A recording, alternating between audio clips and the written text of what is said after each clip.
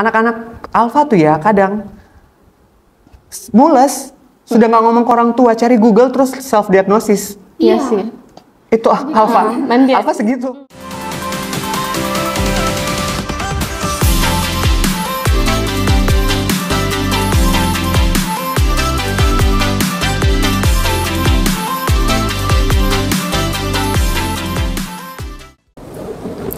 Selamat datang di Komedo Project, kreatif dalam berekspresi. Sebelum itu perkenalkan saya Elsa Putri sebagai pemandu host di sini. Temanya begitu unik ya, literasi digital berbasis generasi alfa. Nah, siapa sih yang nggak tahu sendiri generasi alfa, yang mungkin generasi yang baru-baru saja lahir tapi udah banyak sekali ya beberapa berita-berita dan juga beberapa hal-hal yang mungkin udah kita ketahui nih tentunya. Nah, sebelum itu perkenalkan dulu nih, saya sudah sebagai host nih, tentunya ada juga nih tamu-tamu saya di sini yang mungkin kece-kece dan juga keren-keren. Apalagi kalau bukan ini tuh dari Jawara Internet Sehat sendiri nih, waduh. Di sini ada Fitri Aulia sebagai lulusan dan juga praktisi komunikasi, dan juga ada dari Ayali yang sebagai travel blogger atau pejalan, narablog perjalanan. Nah, di sini kan mengenai generasi alfa nih sendiri. Mungkin bisa diperkenalkan dulu nih bagaimana nih generasi alfa saat ini nih menurut dari Fit sendiri, atau mungkin dari Ayah dulu nih. Baik, terima kasih Elsa. Sebelum masuk ke apa itu generasi alfa, saya jelasin dulu. Saya di sini Ayah, di sini teman saya adalah Fit. Kita berdua adalah Jawara Internet Sehat 2022. Mewakili Maluku Utara, dan kita berkolaborasi membuat sebuah campaign. Nama campaign kita adalah Keker Jauh. Keker itu dalam bahasa lokal kita kan berarti meneropong ya. Jadi ini bicara tentang literasi digital, berarti ada banyak hal yang harus dilakukan, ada banyak faktor yang harus dipertimbangkan sebelum seorang netizen melakukan sesuatu di sana. Kenapa? Karena supaya nanti dia bisa meningkatkan digital footprints yang baik. Nah, sebenarnya itu tuh adalah kewajiban semua generasi ya. Cuman di sini kita berdua tuh punya concern khusus ya. Kita fokus ke generasi alfa. Generasi alfa itu apa sih sebenarnya, Kak? Alfa itu adalah anak-anak yang lahir di atas tahun 2010 sampai saat ini. Atau generasi yang menurut beberapa pakar adalah generasi yang paling high tech ya sebenarnya, karena dari mulai melek sampai saat ini mereka sudah diperkenalkan dengan banyak teknologi. Nah, untuk itu kita di Malut sendiri ketika mau catch up teknologi ini, kita butuh pembobotan ke generasi-generasi kita yang si alfa ini. Nah, di Malut sendiri sebenarnya ada banyak nih kegiatan dari Kominfo ya dengan beberapa pihak ketiga.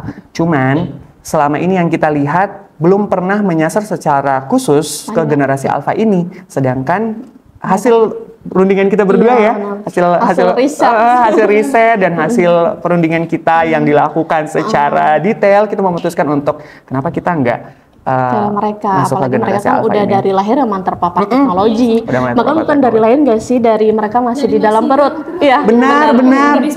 Udah mulai dari WSG aja udah nongol tuh itu, dan identitasnya mereka. Terus kadang kalau misalnya orang tuanya nggak ngerti dengan kecakapan digital, kadang bisa-bisa identitas si janin itu nongol di media sosial. Nggak apa-apa, itu bentuk dari rasa syukur. Cuman kan ada beberapa hal yang bisa di-share ke media sosial, ada yang tidak boleh. Seperti itu, ruang privasi sebenarnya kan ada nih. Nah, si generasi alfa ini penting sekali kita harus sasar mereka, karena apalagi ditambah dengan kondisi COVID-19 kemarin yang harus semuanya serba teknologi lewat Zoom yang kita juga ngerasain sendiri ya kemarin ketika kebijakan itu keluar yang diputuskan oleh pusat bahwa segala sesuatu harus dilakukan dari rumah. Akhirnya SDM dan sarana prasarana kita yang belum siap bikin kita kelabakan di daerah. Iya, benar-benar. Nah, akhirnya kita datang. Ketika itu tidak siap dan anak-anak ini dipaksa untuk menuruti si kebijakan itu, kena ke mental mereka. Istilah mereka tuh kena mental nih. Nah, benar-benar. Istilah generasi alfa tuh. Nah, akhirnya kita datang, kita rangkul mereka, ayo kita sharing sama-sama apa sebenarnya yang kalian rasakan dari perkembangan teknologi ini. Kita coba lah masuk sampai ke sana. Ada beberapa fase ya. Kita ada dua fase sebenarnya, dua fase utama yang sudah kita lakukan. Tapi ini alhamdulillah baru jalan satu, segera jalan yang kedua. Mungkin bisa dikatakan juga kalau misalkan literasi digital ini sengaja dibuat karena mungkin bisa dikatakan mereka dapat permasalahannya itu pada saat pandemi ya Kak. Iya. Soalnya kan Pandemi. kayak semua harus serba teknologi, tapi ternyata tidak semua melek teknologi dan literasi digital itu memang perlu sih. Soalnya ada yang menggunakan digital tapi tidak memiliki adab yang baik. Betul. Saya rasa perlu sih, apalagi untuk generasi alpha, mereka itu memang dari lahir sudah terpapar. Kemungkinan besar menurut persepsi aku sama Kaya, mereka belum siap. Mereka belum siap, artinya mereka masih perlu dibenahi. Caranya seperti apa sih dalam beretika di dunia digital, kurang lebih seperti itu. Nah, kan udah membahas sedikit nih mengenai generasi alpha yang aduh kadang kena mental, kadang kadang mental health kita udah kan ya. Nah, mungkin dari keker jauh ya, bisa dibilang dari keker jauh. Ya, itu gimana sih cara memengaruhi gitu loh generasi alpha supaya bisa membedakan ini positif loh, ini negatif loh gitu. Oke, jadi keker jauh itu kampanye kita. Emang salah satunya itu sasarannya generasi alpha. Seperti yang sudah aku sebutkan tadi, kalau generasi mereka itu memang perlu adanya edukasi supaya mereka lebih siap dalam menghadapi kalau mereka tuh harus terpapar teknologi gitu. Dan gini ya, bagaimana cara kita menyampaikan? Jadi kita tahu betul bahwa generasi alpha itu generasi yang sangat instan, sama-sama serba instan, dapat informasi serba instan, bahkan mereka lebih percaya Google loh daripada guru mereka sendiri. Makanya dari itu kita berinisiatif untuk mengarahkan mereka, tapi pendekatannya lebih ke sharing supaya mereka lebih terbuka. Kurang lebih seperti itu sih. Kalau dari Ayah sendiri gimana tuh? Jadi gini, generasi alpha nih kan kalau mau dibilang mereka agak tricky ya, generasi yang paling tricky sebenarnya. Karena mau disuruh di rumah juga orang tuanya ngap-ngapan, mau dikasih ke sekolah juga gurunya ngap-ngapan. Iya benar-benar. Cuman dari berkembangnya teknologi ini kadang membantu mereka. Di satu sisi sebagai manusia mereka membutuhkan interaksi sosial dan itu mereka perlukan, itu hanya ada di ruang kelas.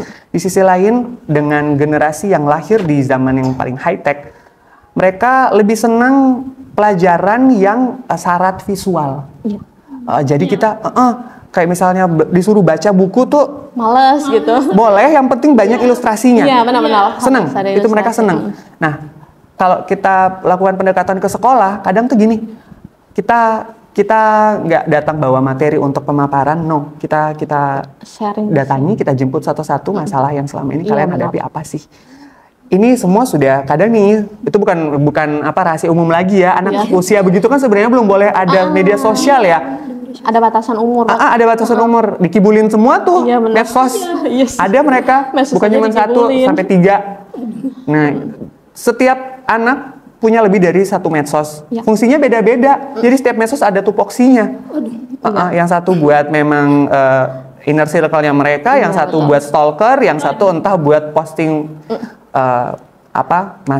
masalahnya mereka. Jadi itu mesti dijemput satu-satu tuh, mesti ditanya, itu baru bisa terbuka. Kadang mungkin metode belajar mereka di sekolah belum pernah sampai sedetail itu. Jadi kita coba datangin, apa nih? Selama ini kalian main media sosial buat ngapain nih? Jadi di media sosial itu disajikan mau yang putih ada, mau yang hitam juga ada. Tapi ingat semua ada batasannya. Begitupun apa yang ada di sekolah bukan tidak relevan, masih relevan. Tapi kalau butuh pembobotan silahkan cari di media sosial, lebih banyak di sana. Iya, kan kita tahu mengenai generasi alpha nih yang sudah disebutkan oleh Fit dan juga Ayah. Banyak sekali generasi alpha tuh yang emang dari kecil aja tuh udah kritis banget. Iya, kritis banget sih, mereka banget. Sangat kritis. Kadang udah nggak percaya mitos ceritanya orang tua lah, lebih mementingkan Google atau mungkin segala hal-hal yang mungkin bisa dicari lewat internet itu. Mereka lebih percaya internet sih daripada, mungkin bisa dikatakan daripada guru, daripada orang tua. Mungkin kurang lebih seperti itu sih, ya kan? Anak-anak alpha tuh ya kadang mules, sudah nggak ngomong ke orang tua, cari Google terus self diagnosis. Iya sih. Itu alpha, alpha segitu. Jadi kadang tuh kayak mules nih, cari di Google sakit perutnya apa nih, sakitnya suka iya, mereka cari terus nanti halo dokter, kasih misalnya contoh serius sebut merek, nanti salah satu platform itu ngeluarin diagnosisnya, ini berarti gini cari obat ini, dicari sendiri. Iya sih. Self Mereka diagnosis. lebih apa ya? Apa-apa tuh Udah mereka percaya. lebih dulu gitu. Sebelum kalau misalkan kita kan mungkin yang generasi milenial atau sebelumnya itu semua hal itu dikonsultasikan. Beda sama mereka. Mereka tuh mengkonsultasikan tapi tidak perlu orang lain. Kan ada internet katanya gitu. Jadi emang mereka lebih cenderung mempercayai internet, soalnya semua bisa didapatkan di sana, fakta-fakta maupun mitos-mitos bisa didapat di sana sih. Nah, di Maluku Utara sendiri nih kan bisa dibilang agak sedikit kikuk ya mengenai masalah teknologi. Walaupun di Indonesia bagian lain kan udah sangat wow ya, udah sangat canggih, bahkan bayarnya udah bukan bayar cash lagi. Aduh, itu mungkin menjadi salah satu hal positif nggak sih kalau dari Ayah dan juga Fit sendiri untuk mengedukasikan sendiri itu gimana itu dari anak-anak itu udah mudah ya. Kan digitalisasi untuk pembayaran ya. Kalau saya dulu ya, Iya, kayak perspektif dari saya. Ya gini, dalam beberapa tahun terakhir ya, transaksi kan sudah cashless nih atau non tunai. Belanja apa-apa sudah non tunai. Kalau di luar Maluku Utara sendiri itu sudah sering dilakukan oleh anak-anak usia SD kelas 3 kayaknya udah banyak deh. Di kita kan belum tuh, apalagi dengan teknologi. Anak usia dini di kita itu gimana melakukan transaksi cashless kalau ATM pun dia nggak punya. Iya benar sih. Orang tuanya pun kadang masih bingung dengan Iya, betul. kadang mereka untuk pergi ke bank tuh mereka konotasinya tuh akan berhadapan dengan orang-orang yang dengan regulasi yang sangat rumit. Jadi Ribet, akhirnya betul, mereka malas berurusan dengan bank. Uang tunai aja. Apalagi satu prinsip hidup kita di timur yang ada hari ini, habis hari ini, besok cari lagi. benar-benar. Besok cari lagi. Ada makan sama-sama, habis sama-sama, besok cari lagi. Nah, itu tuh kadang bikin solidaritas kita tuh kayak tumbuh. Iya, Terus betul-betul. anak-anak ini berpengaruh kayak jadi uang dapat cash simpan di rumah, mereka pergi ke sekolah bawa uang itu aja. Jadi kadang tuh edukasi untuk digitalisasi tuh ya belum menyentuh sampai ke ke arah situ. banyak orang. Untuk lapisan mungkin kali ya, Iya. status ekonomi kali ya. Kalau yang ekonomi menengah ke atas mungkin sudah anak-anaknya, cuman menengah ke bawah mereka belum sangat familiar dengan itu. Iya sih. Jadi intinya gini, generasi alpha itu mereka tuh gak semua generasi alpha itu mereka terkontaminasi langsung dengan teknologi. Iya, Hanya beberapa betul. anak-anak saja. Fun fact, pada saat kita turun di beberapa sekolah waktu lalu, bahkan ada beberapa anak yang mereka nggak menggunakan handphone, nggak tahu sosial media. Ya, masih ada. 2022 masih ada. di Ternate masih ada. Iya, jadi dari situ kita bisa tahu sih, oh ternyata semua generasi alpha tuh tidak yang menggunakan handphone, teknologi. Mereka juga ada tergantung lingkungannya seperti apa, tergantung interaksi dengan temannya seperti apa, kurang lebih seperti itu sih. Mereka lebih kayak ya tergantung lingkungan. Itu tuh pengaruh ke ini loh, pengaruh ke mental mereka. Kadang tuh kelihatan secara kasat mata anak-anak yang sudah sangat high tech dengan teknologi, dengan media sosial, kontras sekali kelihatannya. Jadi anak-anak yang sudah main media sosial itu lebih berani bicara, Lebih kelihatan. lebih agresif dibanding anak-anak yang belum. Iya benar. Lebih patuh, lebih santun, suaranya lebih pelan. Iya, benar. Kalau yang sudah terkontaminasi media sosial, bahasanya udah beda. Iya, benar. Udah logat Medan. Iya Udah sih. logat Medan. Iya, karena terpengaruh oleh game-game online itu. Iya, betul, yang sudah betul. tidak ada border antar wilayah itu. Yes. Nah, ini kan tadi kita bahasnya mengenai generasi alpha nih. Kira-kira dari Fit dan juga Ayah ada mau apa nggak sih, kayak mau edukasi ke orang tua mereka juga, atau mungkin ada hal-hal yang mungkin disampaikan juga mengenai di generasi yang baru ini ke orang tua mereka, atau gimana? Oke, jadi kemarin kita udah beberapa sekolah dan aku dulu kayak gitu. Oke, kita udah ke beberapa sekolah dan kita di sana mengedukasi mereka mungkin lebih ke kasih tips gitu, kasih tips. Tips soalnya mereka tuh lebih kayak mereka melihat segala sesuatu secara sederhana aja, secara instan aja, sesimpel itu. Jadi kita lebih kayak harus loh, tahu nggak kalau misalkan ternyata anak-anak itu pada saat menggunakan teknologi, saat menggunakan aplikasi ya, tepatnya aplikasi itu ada batasan umurnya. Mereka tahu batasan umur itu 18 tahun, tapi tetap digunakan. Tetap digunakan. Mungkin ada beberapa aplikasi yang pada saat itu mereka tidak tidak mempermudahkan untuk digunakan.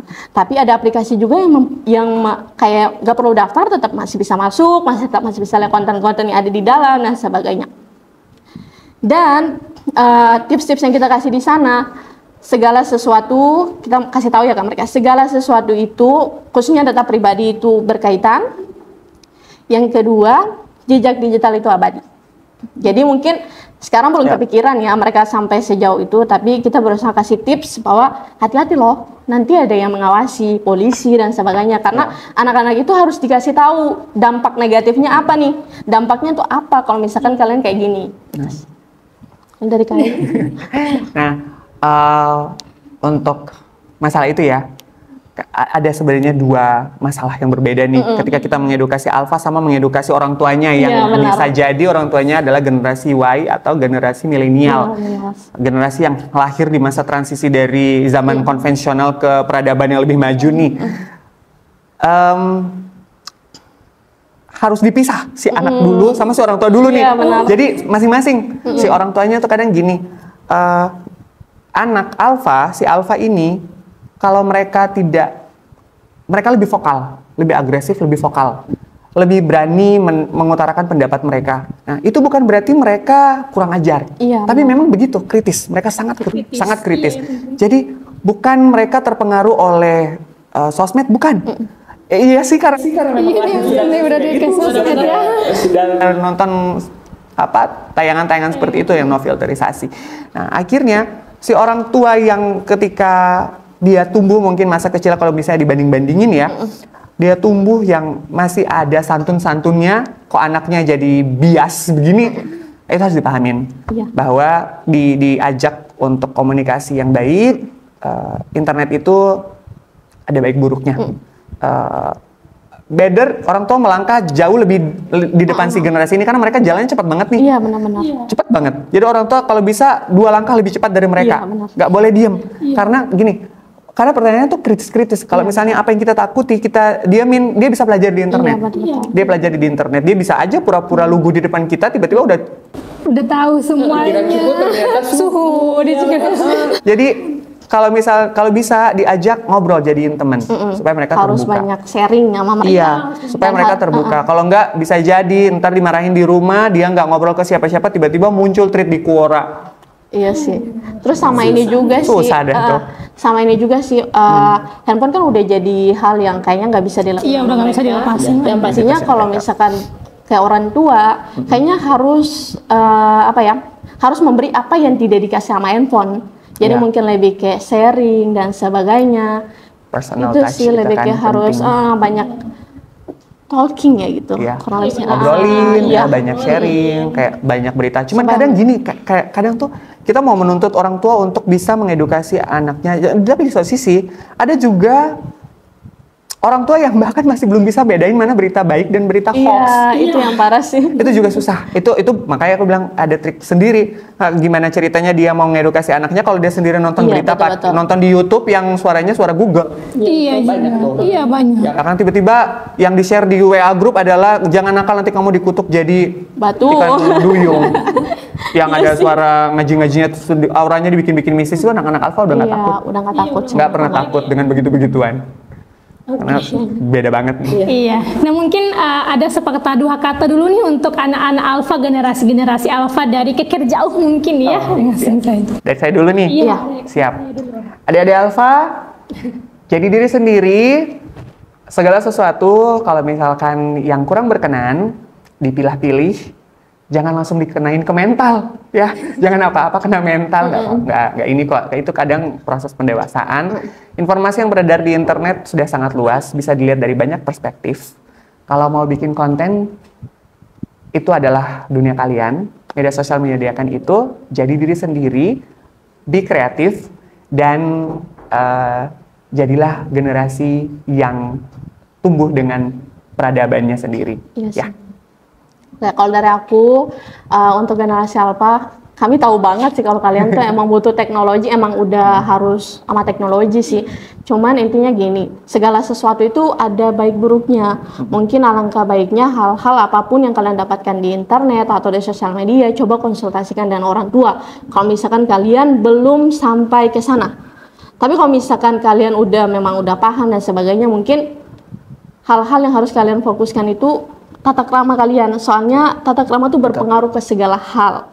Jadi tata krama itu bukan cuma untuk di face to face atau berinteraksi langsung, tapi tata krama juga bisa via digital. Kalau kalian sudah bisa via digital secara tata krama yang baik, sudah pasti kalau interaksi secara langsung kalian jauh lebih baik. Ada satu pesan terakhir boleh? Oh boleh, silakan. Paling penting sebenarnya nih. Ini untuk generasi Alpha dan semua generasi yang nonton tayangan ini. Jadi beberapa tahun lalu Microsoft mengeluarkan sebuah survei bahwa netizen paling tidak sopan di dunia itu adalah Indonesia. Dan data dari Badan Pusat Statistik, tingkat literasi digital paling rendah di Indonesia itu adalah Provinsi Maluku Utara. Lewat tayangan ini, mari kita sama-sama bergerak bergandengan tangan untuk memulihkan skor kita, setidaknya yang terbaik di Indonesia. Kita tunggu bersama-sama semua generasi dari Boomer sampai Alpha berperan untuk memperbaiki rating itu, entah mulai dari provinsi dulu, baru kemudian kita rubah skor dari Indonesia menjadi ya sedikit lebih baik, nggak mungkin kayak segampang balikan tangan. Ya. Oke, itu dah tadi mungkin perbincangan mengenai generasi-generasi Alpha ya, dan semangat juga untuk generasi-generasi sebelumnya dan juga mungkin seterusnya juga. Saya Elsa Putri pamit. Sekian dan inilah Komedo Project, kreatif dalam berekspresi.